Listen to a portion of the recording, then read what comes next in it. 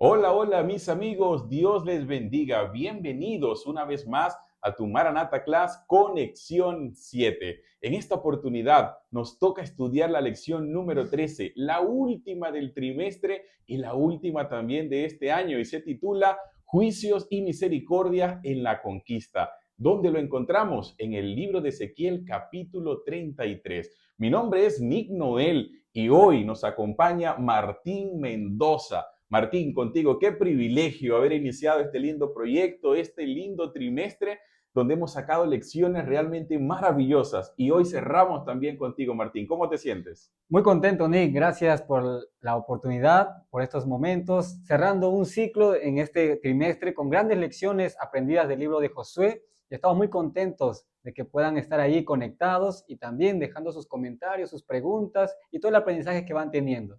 La verdad es que ha sido un trimestre maravilloso donde hemos podido disfrutar y aprender grandes lecciones. Y eso también es gracias a ustedes, queridos amigos. Queremos agradecerles realmente por habernos acompañado durante todo este ciclo y de alguna manera ustedes también hacen parte importante de este ministerio, dándole like, compartiendo esperanza y realmente les queremos agradecer por toda su iniciativa, por todas sus bondades. Ahora tenemos una sorpresa especial para ti.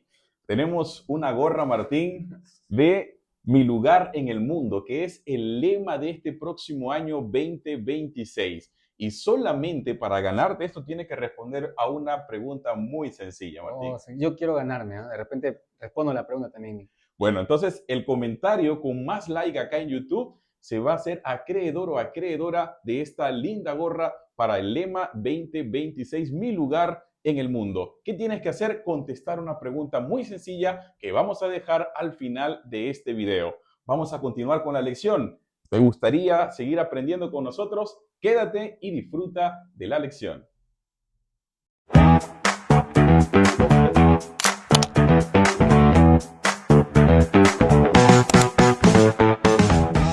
Apreciado Martín, justicia y misericordia en la conquista.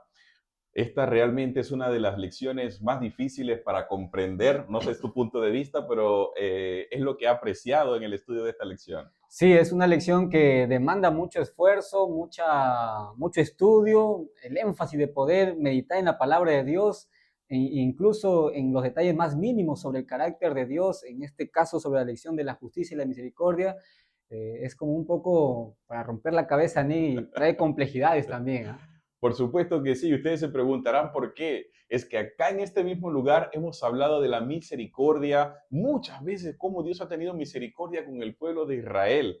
La semana pasada estuvimos hablando de los ciclos destructivos, ¿no? Cómo volvía a caer el pueblo en lo mismo. Y hemos visto lo maravilloso que es nuestro Dios otorgando el perdón y estando allí con el pueblo en todas las ocasiones donde cayeron y vimos la misericordia extendida hacia Rahab, hacia Ujú. otros pueblos, pero nos toca hablar también, Martín, del juicio de Dios, ¿no? Como así como tuvo misericordia, también impartió justicia, donde se tuvo que destruir pueblos, naciones enteras, donde tuvo que aplicar el juicio dentro del pueblo de Dios. Entonces, hacemos ese contraste entre el Antiguo Testamento y el El Nuevo Nuevo Testamento, Testamento. ¿no? Sí, así es, Nick.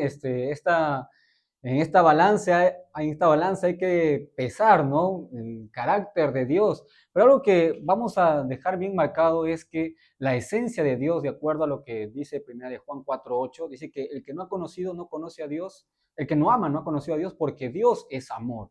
Entonces la esencia de Dios es amor y todo lo que Él imparta, haga, diga, se basa en el amor, porque Dios es amor. Entonces su justicia, su misericordia, su ira se va a mover en todo su carácter, en esencia, que es amor. Y sobre ese marco podemos ya meditar en el capítulo 33 del libro de Ezequiel, que establece la lección para esta semana. Por supuesto, queridos amigos, y creo que una de las formas para poder comprender mejor esto de cómo es el juicio de Dios, será que Dios es, mira, muchos escépticos, ateos, personas se agarran de esta historia de Josué, muchos de hecho prefieren cerrar la Biblia y pasarla por alto, pero ¿por qué? Porque vemos acá que Dios cuando envió al pueblo de Israel a poder conquistar Canaán, Este pueblo tenía prácticas muy complicadas, Ujú. Martín. Hacían ellos sacrificios humanos, sacrificaban a sus propios hijos y ya habían sido condenados más de 400 años atrás. Así que Dios le había dado oportunidad para que ellos también pudiesen arrepentirse. Sin embargo, llegó el juicio y Dios, acá vemos a ese Dios que sí aplicó el juicio, los destruyó, donde muchas veces no participaba el pueblo con espada, sino que por naturaleza Dios utilizaba todas las herramientas para poder conquistar. Pero aquí nos hacemos una pregunta que nos responde en el libro de Ezequiel capítulo 33, versículo 11. Dice, diles, vivo yo, dice Jehová el Señor, que no quiero la muerte del impío, sino que se vuelva el impío de su camino y que viva. Volveos, volveos de vuestros malos caminos. ¿Por qué habéis de morir, casa de Israel?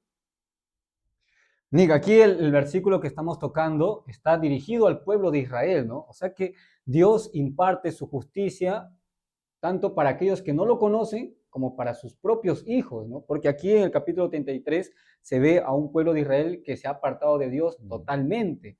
Y si eso aplicamos, esa forma de actuar de Dios para con los cananitas en los tiempos de jueces, pues Él está aplicando la misma justicia. No hay sombra de variación en Dios. O sea, Él no es porque es mi hijo, yo lo tengo preferencia y lo voy a tratar de manera diferente, sino que su justicia es imparcial, ¿no? Perfecta. Imparcial. Perfecto. Entonces eso es lo que se muestra a través de este versículo y obviamente que su misericordia y ese deseo de que no muera el pecador sea alguien que lo haya aceptado a él o sea alguien que no, Dios quiere que ellos o el pecador en sí viva, ¿no? Viva aceptándolo a él. Y que nos llama al arrepentimiento. Volveos, o sea, te estoy esperando, arrepiéntete, o sea, toma conciencia de lo que estás haciendo. Yo te estoy esperando, vuélvete a mí, confía en mí nuevamente. Mira cómo es Dios, Martín. Realmente, por más que veamos a un Dios como la gente lo quiere pintar, vengativo, un Dios de juicio, un Dios de fuego, vemos a un Dios que lo que realmente quiere es que nosotros procedamos al arrepentimiento, que el pueblo realmente volviera a las costumbres que les había permitido a ellos ver los milagros. Vemos un pueblo de Israel que habían palpado de cerca a un Dios majestuoso, a un Dios milagroso, a ese Dios que les acompañaba en el desierto, donde no le faltaba agua, donde no le faltaba luz, donde no le faltaba ese calorcito necesario en las noches. Es decir, Dios estuvo presente en todo momento, pero nosotros como seres humanos y esa tendencia, esa inclinación a hacer lo malo, pues nos lleva a esta situación donde Dios nos dice una vez más, vuélvete a mí, vuelve pueblo de Israel. Y qué bueno es, Nick, volvernos a Dios, ¿no? Porque en circunstancias a veces el corazón rebelde quiere alejarse de Dios, quiere hacer su propio camino y en esa decisión llega a perder mucho, ¿no? Y cuando se da cuenta, pues recuerda que hay un Dios que lo está esperando y le dice, vuelve, regresa a mí. Y eso, volver a Dios, permite que Dios pueda realizar su obra maravillosa de transformación en nuestra vida. Y esas experiencias creo que muchos de nosotros la hemos pasado, ¿no? Y en mi caso particular he podido vivenciar ese retorno hacia los brazos de Dios y ver cómo Dios sigue obrando en mi propia vida para bien mío y también para bien de aquellos que están a mi alrededor. Claro que sí, Martín. También podemos ver esa parte donde encontramos en el Nuevo Testamento un Dios amoroso, un Dios de milagro, a un Dios que acompaña. Vemos que muchas personas, incluso el apóstol Juan, ¿no? Como describe, hijitos míos, todo con amor, todo armonizado, todo una predicación del Evangelio con que lleva el amor de Dios. Y en el Antiguo Testamento vemos ese juicio, ¿no? En muchas ocasiones el pueblo de Israel había sido oprimido. Incluso Dios dejó y mandó también. Cuando hablamos de Ezequiel, hablamos que él estuvo en el tiempo donde el pueblo fue oprimido, donde Ujú. incluso Ezequiel fue llevado a Babilonia, Babilonia. donde allí Dios resguardó su vida y también un poco después él escribe de esta misericordia de Dios que tuvo para con él allí en Babilonia. Mira, y tal vez algunos de los versículos más bonitos del amor de Dios se encuentran en el Nuevo Testamento, ¿no? Pero en el Antiguo Testamento también hay manifestaciones de Dios, de su amor de Dios, ¿no? Por ejemplo, el libro de Oseas manifiesta con cuerdas de amor te atraje hacia mí, ¿no? Es un bello versículo que nos muestra que Dios es el mismo, es el Dios de amor, que su justicia no es una justicia que está corrompida, que su misericordia no es a conveniencia, sino que extiende esas cualidades, esas virtudes, esas características de Él, porque Él es amor. Y esa esencia se ha visto tanto cuando se la aplica a aquellos cananitas en el tiempo de los jueces, como a los israelitas en el tiempo de Ezequiel. Dios es el mismo siempre. Y eso es importante porque tú y yo necesitamos estar convencidos de que Dios no es un Dios imparcial. Perdón, es un Dios imparcial. No se parcializa con el que ora de mañana o el que está allí, el otro que canta o no. Realmente para emitir un juicio tenemos total imparcialidad allí porque los planes de Dios y la misericordia de Dios y los juicios de Dios son perfectos. Entonces, estemos seguros de que Dios, con la misma vara que mide al pastor, me mide a mí, me mide al compañero, a todos por igual. Todos somos pecadores y también todos recibiremos. Y fíjate lo que dice, ¿no? Ezequiel en el mismo capítulo, versículo 20. Pero vosotros habéis dicho, no es recto el camino del Señor. Yo os juzgaré, casa de Israel, a cada uno conforme a sus caminos. Pero eso no quiere decir que entonces cada uno tiene que hacer las cosas distintas. Nosotros no somos igual al mundo y estamos llamados a ser diferentes. Estamos llamados a ser luz en un mundo de tantas tinieblas. Entonces, sí, cada uno va a ser juzgado según sus caminos. Y aquí también nos deja a nosotros también estas situaciones que afrontamos, ¿no? Que también nos va a tocar ejercer, emitir juicio y también la misericordia, ¿no? Y de esto ejemplo nos ha dado Dios en esta lección del libro de Jueces, donde hemos visto la misericordia extendida a una prostituta, como el caso de Rahab, a un pueblo gabaonita que adoraba a otros dioses, pero también hemos visto los juicios, ¿no? Los juicios emitidos a ciudades que no querían obedecer a Dios, pero también vemos a un Dios que buscaba la justicia en todo su esplendor. Y recuerdas que hubo esta lección de las ciudades de refugio, ¿no? Donde tenían que ver cuál era lo verdadero, lo correcto. Entonces vemos a un Dios que Él se muestra emitiendo juicio y misericordia, pero también que sus hijos, los líderes, puedan también en esas situaciones tener un juicio correcto, un juicio verdadero y también extender misericordia.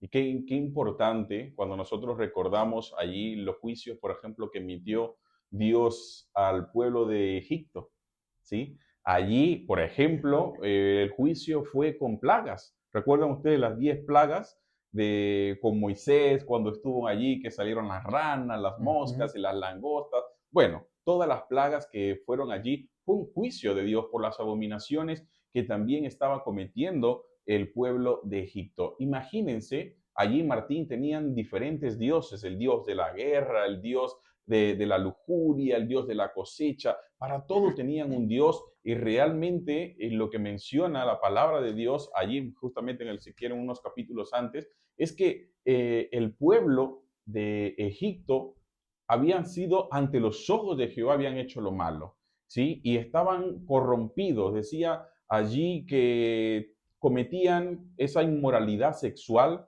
que entre los mismos dioses, ellos, parte de sus creencias era que ellos echaban, cometían incesto, asesinato y muchas otras cosas que realmente eran desagradables ante los ojos de Dios, Martín. Y resaltar, ¿no? Que estos juicios emitidos por Dios era directamente contra los dioses que adoraban los egipcios, ¿no? Así O sea, es.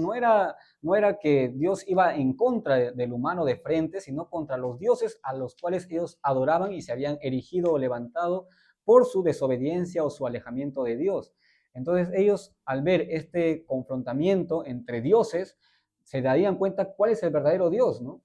El verdadero Dios, pero el pueblo de Egipto juntamente con Faraón, no querían reconocer que hay un Dios Reacios, ¿no? soberano, ¿no? Se endureció el corazón de Faraón totalmente, del pueblo egipcio, y llegaron a perderse, ¿no? A ser condenados por el juicio justo de Dios en esa situación.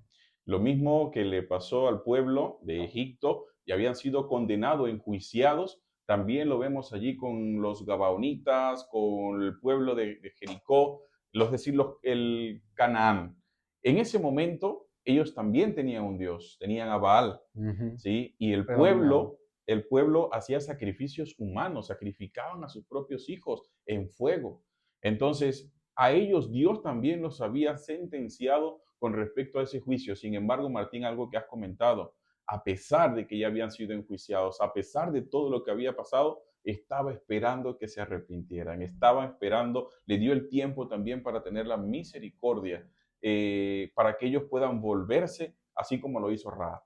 Sí, Nick, ¿no? Y eso es algo sorprendente, ¿no? Que de repente tú y yo, si nos, no sé, si nos fallan una vez, dos veces, tres veces, ya toleraríamos, ¿no? Pero reiteradas veces es complicado, ¿no? Y encima cuando Jesús dice, ¿no? Hasta 70 veces tienes que perdonar a tu hermano, pero me ha herido, ¿no? Me ha herido y me sigue hiriendo. Entonces, Dios sigue mostrando esa misericordia con el pueblo que va en contra de él, ¿no? Entonces, el amor de Dios es inmenso, pero eso no quita que Dios también emita su justo juicio, tanto para los egipcios como para los cananitas, y vemos a un Dios allí que en toda su soberanía aplica correctamente lo que tiene que aplicar. Martín, creo que en esto estamos involucrados todos. En algún momento, queridos amigos, tú y yo hemos pasado por esto, donde a veces nos toca aplicar la justicia o hacer justicia, pensando muchas veces que está de nuestra parte, que nos corresponde, que somos, tenemos la autoridad para poder impartir Ujú. justicia. Pero por otro lado, también está la misericordia, ¿sí? Donde muchas veces nos cuesta. Hay quizás en algún momento donde te han herido, donde te han hecho sufrir, donde te han insultado, han hablado mal de ti a tus espaldas, han hecho cosas que de repente en tu corazón has guardado algo y estamos esperando en muchas ocasiones que sea la otra persona que venga a pedirnos perdón por lo que ha hecho. Sin embargo, Dios nos invita a que seamos nosotros, porque mira, fíjate que esa persona habló, ¿sí? ¿Estamos de acuerdo allí? Esa persona habló de ti, tú guardaste eso en tu corazón, lo has guardado. ¿Y quién vive con eso en su corazón?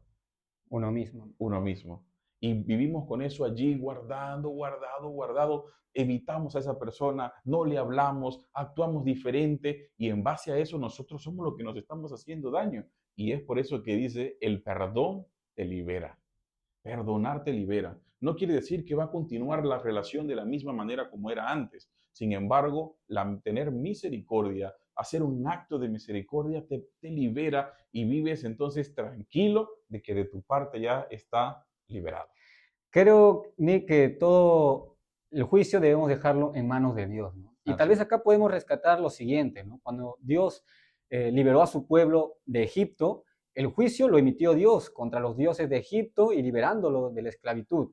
Y también eso mismo, esos juicios quería emitirlo hacia el propio Canaán, ¿no? Hacia a los propios habitantes de Canaán. Los israelitas no usaron arma para liberarse, no usaron ningún portento, Dios fue quien los liberó y ahora Dios quería mismo también usar ese mismo poder sobrenatural para hacerlos ingresar a la tierra de Canaán, como vimos, ¿no? En Jericó, por ejemplo, o el cruce del Mar Rojo, era Dios quien estaba obrando sin la intervención humana. Y eso mismo quería ejercer, pero a veces el ser humano desconfía un poco, entonces Dios tiene que hacer algunos ajustes por allí, ¿no? Pero el Señor quería obrar a favor del pueblo de Israel completamente en la introducción a Canaán. Y esto, amigos, lo vemos entonces que es importante nosotros guardar esa postura hacia las demás personas. Primero, seamos misericordiosos, ¿sí? Creo que lo dije en algún momento, pero recuerdo siempre las palabras de un pastor que me dijo, Nick, si en algún momento te toca poder emitir un juicio, y eso lo estábamos hablando, Martín, en una junta, ¿no? Donde somos muchas veces, estamos prestos, nos vemos a alguien y nos llegan con un chisme, con una frase de alguien, oye, a fulanito lo vi haciendo tal cosa, entonces hay que borrarlo, hay que disciplinarlo, o esta hay que hablar con él, vamos y todo, ¿no? Para poder condenarlo, para poder apuntarle.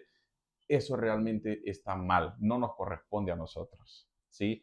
Tenemos que ser misericordiosos. Y este pastor me dijo, si en algún momento, Nick, te toca poder decidir entre ser justo, aplicar la justicia y ser misericordioso, entonces elige ser misericordioso, elige la misericordia. Y es que pienso así como tú, Martín, la justicia o el juicio hay que dejarlo en manos de Dios. Hermano. Dios va a saber, pero a ti y a mí nos corresponde realmente hacer actos de misericordia, ser bondadosos con las demás personas. ¿Sabes cuántos nuestros hermanos, cuántos jóvenes se han ido de la iglesia con rencor, con ese temor en su corazón de no volver por una mala palabra, por una mala mirada, por cosas que hemos hecho quizás sin darnos cuenta? Pero al fin y al cabo, esto impacta en una vida, esto impacta en un alma que tenemos que recuperar, alma que tenemos que orar para que vuelvan, para que el Espíritu Santo siga trabajando en sus vidas y realmente podamos verlas muy pronto en nuestras iglesias.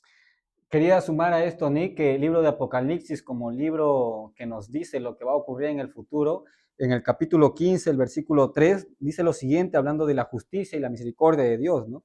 Y cantan el cántico de Moisés, siervo de Dios, y el cántico del Cordero, diciendo, grandes y maravillosas son tus obras, Señor Dios Todopoderoso. Justos y verdaderos son tus caminos, Rey de los santos. Entonces Dios, al final de todo, va a mostrar su justicia en totalidad verdadera, justa, su misericordia también perfecta, todo eso en esencia del amor. Así que Dios desea que también nosotros podamos obrar de esa manera, ser justos, ser misericordiosos y como dijo Nick, ¿no? Apegarnos y extendernos más a la misericordia, ¿no? A la misericordia, restaura la misericordia, la justicia también una exhortación bien aplicada en el amor también restaura. Creo que uno de los actos registrados en la palabra de Dios que puede hacer ese equilibrio, Martín, entre la justicia y la misericordia fue de nuestro Señor Jesucristo, ¿no? En algún momento vemos en el Edén que cuando le imparte esto a Adán y a Eva, ¿sí? Dice que la paga del pecado Es muerte. es la muerte, ¿sí? La paga del pecado es la muerte. Pero Adán pecó y no murió. Eva pecó y no murió. Siguieron vivos. Siguieron vivos. Pero ahí entonces vamos a ver el plan de salvación, ¿sí? ¿Cómo tenía, si seguimos la justicia, ellos debían morir, Martín? En ese mismo instante. Porque la paga del pecado Es muerte. es muerte. Es la infracción de la ley, es el pecado y la paga del pecado es la muerte. Sin embargo, ¿dónde entra la misericordia y el amor de Dios? Se pone en ejecución el plan de salvación y luego nuestro Dios entrega a su único hijo para que se hizo pecado, ¿no? Como dice la palabra de Dios, se hizo pecado y murió por tus pecados, no solamente por lo de Adán y Eva o por las personas que estaban allí, sino por toda la raza humana, para que tú y yo el día de hoy podamos proceder al arrepentimiento y podemos tener ese derecho a la salvación. Qué maravilloso Amén, nuestro amigo, ¿no? Dios. Amén. Tú leíste el versículo de Ezequiel 33:11, ¿no? Dice, vivo yo, Jehová, ¿no? O sea, yo pongo mi vida, vivo yo, que no quiero la muerte del impío, sino que se vuelva de su mal camino y viva, ¿no? Y eso se vio demostrado en la cruz, ¿no? Donde Jesús murió por el pecador. Dios quería que el pecador viva, ¿no?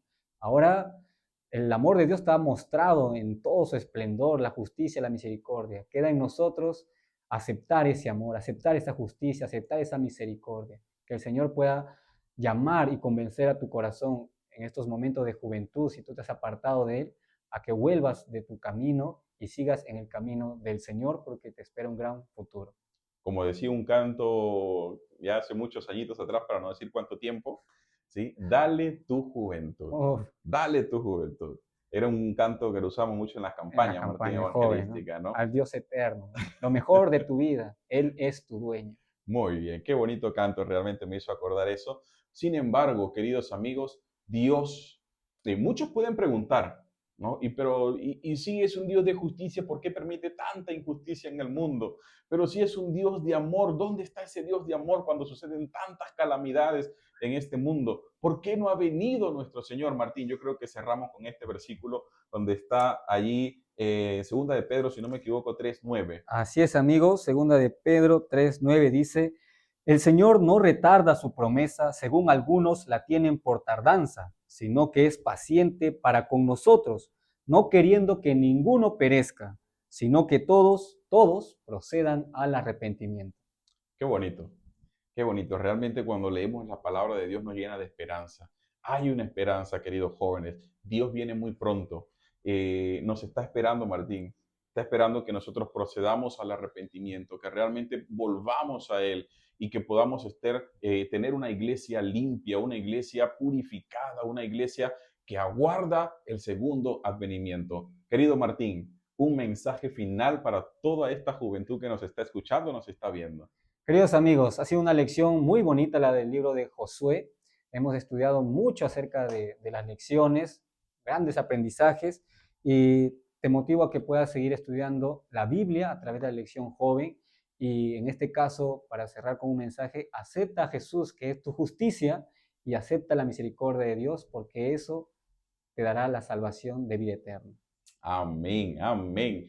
Qué bonito. Gracias, gracias Martín. Y bueno, amigo, lo prometido es deuda. La pregunta de esta semana, Martín, para poder... Suéltanos, Nick, a Ay, ver. tócala, Martín, que eso tiene poder, Está ¿ah? bonita, Para todo está este bonita. año. No me la pongo, Nick, no me la pongo. Ya, a ver, ¿qué preguntita tienes? A ver, Nick. Bueno, la pregunta es, ¿qué lecciones claves del libro de Josué te han inspirado, te han fortalecido durante todo este trimestre? ¿Está bien? La tienes allí. Piensa cuáles han sido las lecciones más importantes que has sacado durante este trimestre. Coméntalo aquí en la caja de comentarios y el comentario con más like. Entonces, puedes reclamar allí también. Va a reclamar la próxima semana. Vamos a decirle quién es el ganador o ganadora de esta gorra. Mi lugar en el mundo. Queridos amigos, no queda más que agradecerles por estar con nosotros, por compartir este hermoso mensaje con otras personas. Así que te invitamos, si no estás suscrito, a suscribirte, darle like y compartirlo. Dios te bendiga. Nos vemos, Martín. ¡Feliz Bendiciones, año Nick. nuevo! Igualmente, bendiciones, muchas bendiciones.